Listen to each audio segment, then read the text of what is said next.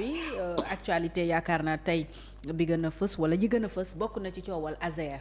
fayul woon gaa mais géjoon nañ ci dégg lu bees ba Thierno Alassane Sall bi mu ci yëkkatiwaatee loo xam ne aussi dafa jaaxal ñu bëri mu interpeller le ministre des finances et du budget Cheikh Diba ci garantie boo xam ne jox nañ ko Aéroport Espagne mi gagné marché bi te ñu ne fayul prime yi prime mooy li mu waroon a jox société bi ko assuré muy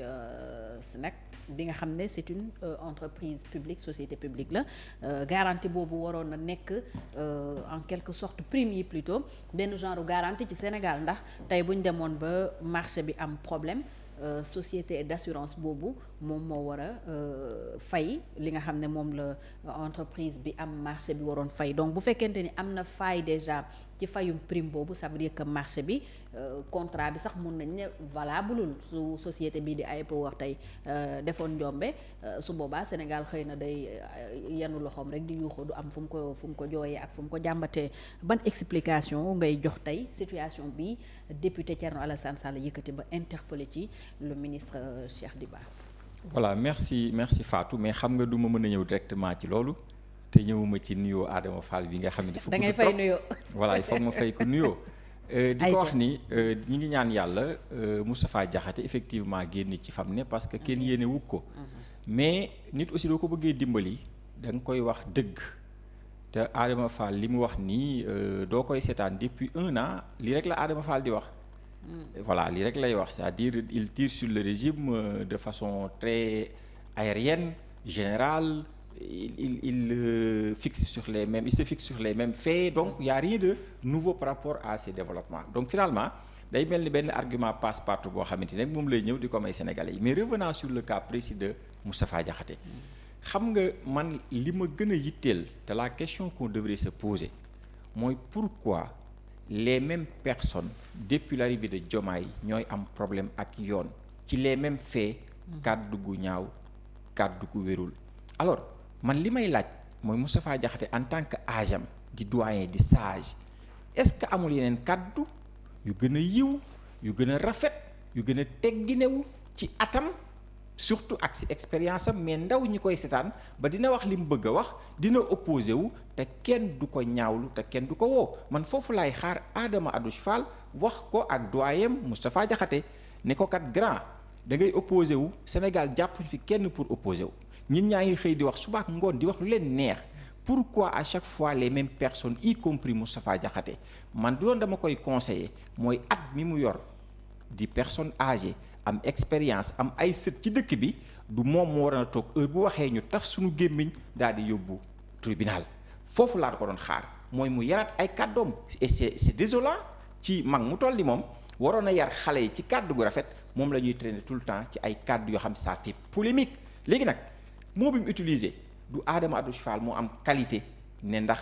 jar na jàpp wala jarul jàpp je pense que ci procédure bi mu nekk incha allah du taxawee tribunal c'est à lui de se faire comprendre d'expliquer juge yi daal di apprécier xool ba xam lii nii jar na tëj wala jarul tëj toujours est-il que ñi ngi ci ab procédure de poursuite gis na ni li mu wax jar na càmbar ci càmbar boobu la ne mais pour revenir et terminer sur ce point mooy man du ma sañoon au lieu ñuy toog di indi ñëw ci convoqué bi ñu ko convoqué ndax nag ñun ñaa ngi xëy suba ak ngoon di wax ci plateau yi di wax lu leen neex di opposé wu farouchement te kenn woowu leen au contraire j'aurais préféré moom en tant que mag am na kaddu yu gën a teggine yoo xamante ni sëriñ si dañ koy mën a dégg xale yi dañ koy mën a dégg mais c'est désolant moom waroon a joxe leçon ci kaddu yu rafet moom la ñuy traîner comme ni nga ko waxee 2 fois ci kaddu yoo xam ne day def polémique et c'est problématique et on ne comprend pas loolu laa ci bëggoon a tontu et on reviendra d'ailleurs sur la situation générale de l'opposition nga xam Moustapha Diakhaté da koy incarner mooy une absence d'idée de proposition factuelle de réflexion fertile à la place de ça yii lañ mën a am mooy kàddu yoo xamante ni toujours ça fait polémique alors dinañ ci ñëwaat j'espère damay ñëw léegi ci sa question par rapport ak Thierno Alassane Sall ak Azer dama am fu may déparé mooy waxi Thierno Alassane Sall man joxuma ko crédibilité parce que loolu lire texte bi il n'affirme absolument rien day def ay suppositions di teg conditions di supposer di laaj. soulevé na tam ay inquiétudes mais inquiétude yooyu en l'absence de pièces. mu teg ko aussi ci interpellation yi nga xam ne ARCOP def na ko Sonac te boobu ba tey tontu ci. voilà moom laa lay wax du dee texte bi ma gis. donc y a l'absence aussi de pièces moo soulevé inquiétude yi mu am. xam nga du ma liiree texte Thierno Alassane Sall bi moom dafay poser wu ay questions y a des inquiétudes ay hypothèses ak ay insinuations la def il ne dit rien de clair alors muy droit am dafa interpeller le ministre pour mu indi ci ay leeral mais le ministre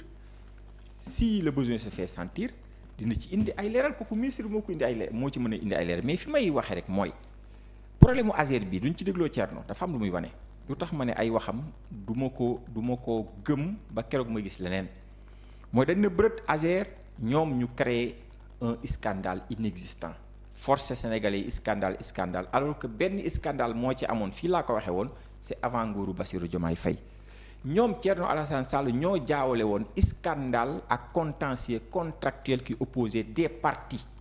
ku dem bay jaawale nag scandale ak contentieux contractuel où chaque partie défend ses intérêts man tey doo ñëwee di wax yi dama koy jël avec pincette le temps nguur gi vérifier parce que gëm naa ni Thierno gënul bëgg lu leer nguur gi gënul jub nguur gi gënul bëgg jubal jubbanti nguur gi. lan nga tuddee scandale inexistant. mooy yii ñuy wax nii waxoon nañ fii. Aéroport Sénégal Aéroport Espagne doo xoolee wàllu Azer dafa bari ay contre vérité moo ko lal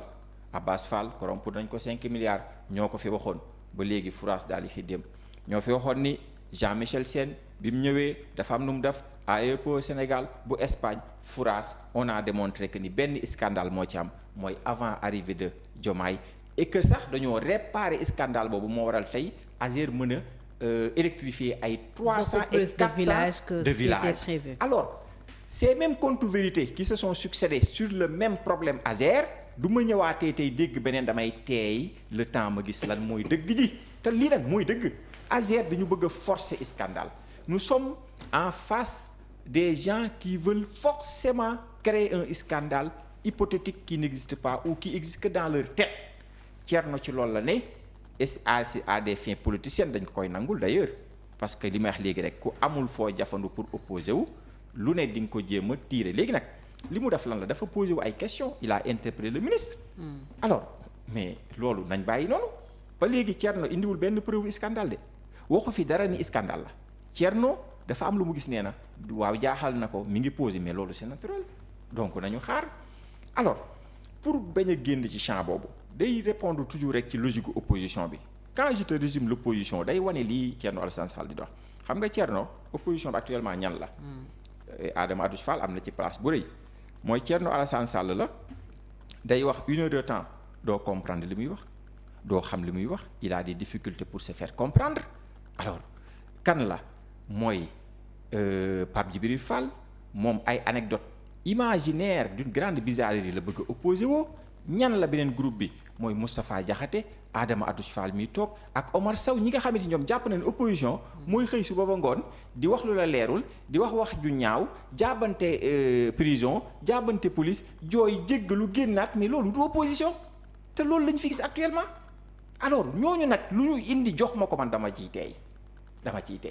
moo tax waxi Thierno yi daal nañu xaar le ministre concerné du ci waree apporter réponse dina ci apporter réponse mais je veux terminer pour dire que jusque là lépp lu ñu wax ci Azer naan scandale sosal ko nguur gi toog ça s'est avéré être des contre-vérités et que le seul scandale qui a existé c'est avant le régime Diomaye. donc pour yow li Thierno Alassane Sall soulevé problème de garantie te fayuñu ko teguwul fenn. alors Thierno sax li muy wax wóoru ko Thierno li muy wax wóoru ko parce que doo seglee texte danaan vraisemblablement voilà danaan dégg naa rapportel nañ ma mais loolu nag vraiment man de du ma ci yàq suma salive nag dégg naa rapporté nañ ma et puis il a interpellé le ministre dans une république normale c'est comme ça quand tu as des inquiétudes il faut interpeller le ministre léegi nag la réalité de ces propos amaguñ ko de donc mënaguma tuddee scandale yow li nga tuddee scandale. d'accord voilà d'accord jërëjëf maître Adama ci coowal Azer gi ñu jàpp ne. uyu ko mu ngi yëkkati loxo bu mu tontu nag na tontu ci sa question.